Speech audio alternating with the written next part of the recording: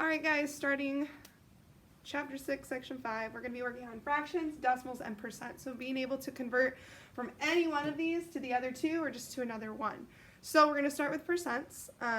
So on your paper you should see this definition with a few blanks, and we're going to fill that in right now. So a percent is actually, you may not have heard this, but so a percent is actually a ratio, okay, that compares a number to 100. So like we have the largest, whole percent we have is 100, okay? So it's a ratio that compares any number to 100. A percent as a fraction will always, so if you want to add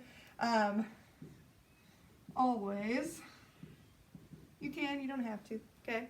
But will always, it has a denominator of 100, okay? So that's how we show that it's a ratio comparing it to 100. All right, so for our first example, give me a sec if you need to read it, pause it if you need to. Okay, so our first example, we are going to go over how to write a percent as a fraction, so converting it to a fraction. So we're going to write each percent. I'm using shorthand on the board because you guys have this in your notes, so just to save a little time. So write each percent as a fraction or a mixed number. So in this case, when you turn the percent into a fraction, if it's improper, you have to change it into a mixed number. So let's take a look at it.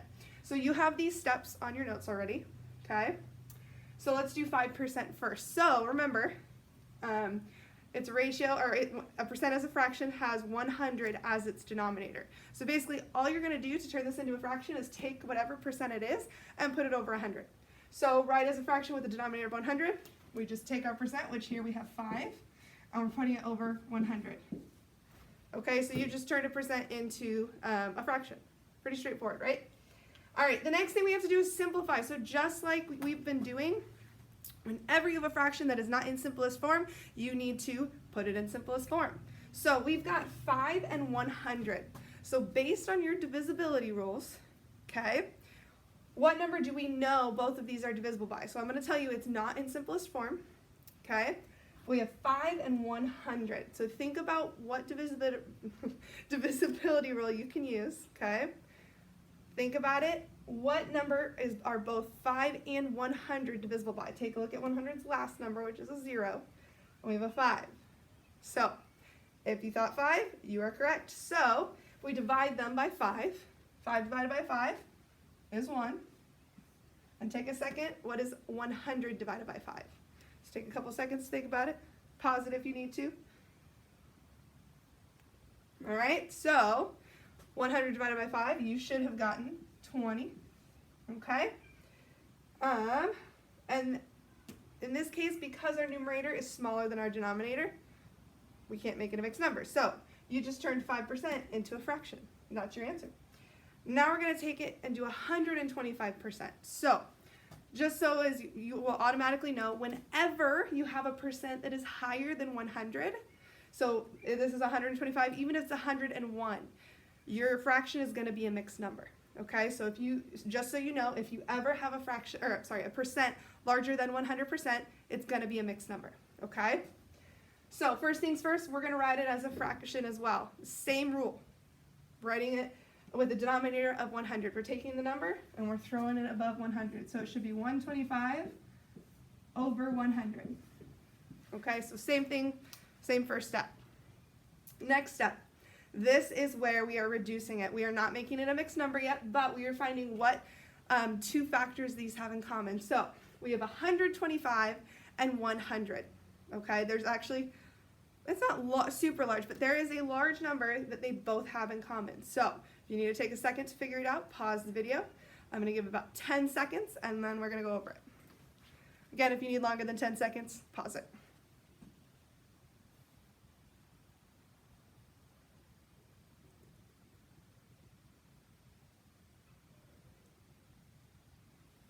All right, so that was 10 seconds. Now, again, if you need more time, pause it here.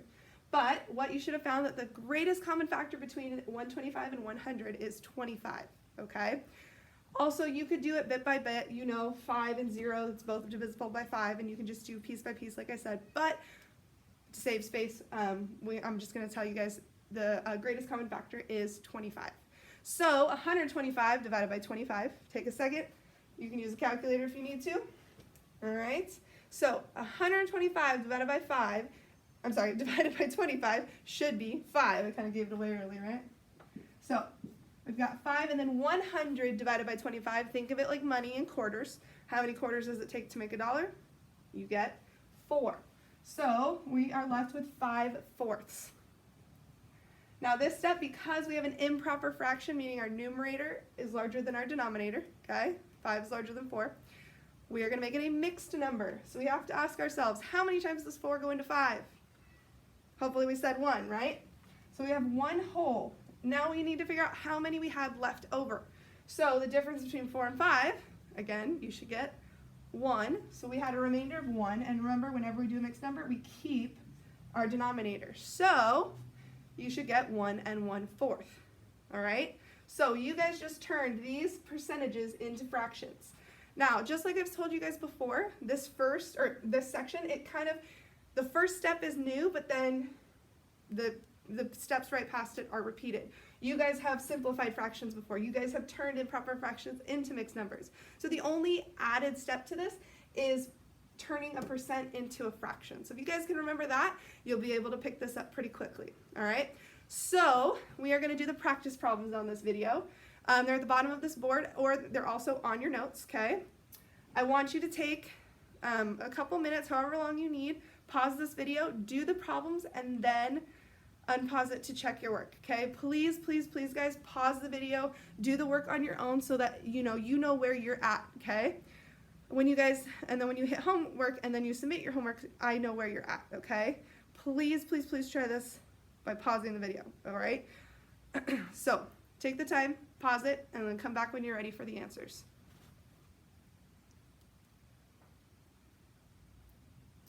All right, so you should have paused the video, hopefully. All right, guys, so for 58%, what you should have done, you're going to take 58, remember, no matter what the percentage is, you're going to put it over 100. So this becomes 58 over 100, okay? Then you're reducing this.